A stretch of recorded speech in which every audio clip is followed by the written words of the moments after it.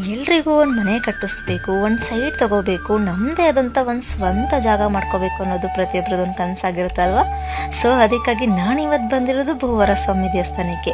ನಾನು ಈ ದೇವಸ್ಥಾನಕ್ಕೆ ಹೋಗ್ತಿರೋದು ಫಸ್ಟ್ ಟೈಮು.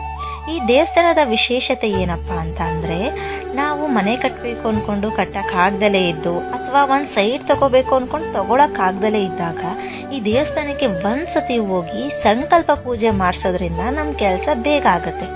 ಇಲ್ಲಿ ಯಾವ ಥರ ಸಂಕಲ್ಪ ಪೂಜೆ ಮಾಡಿಸೋದಪ್ಪ ಅಂತ ಕೇಳೋದಾದರೆ, ದೇವಸ್ಥಾನದ ಬಲಭಾಗದಲ್ಲಿ ಮಣ್ಣು ಸಿಗುತ್ತೆ.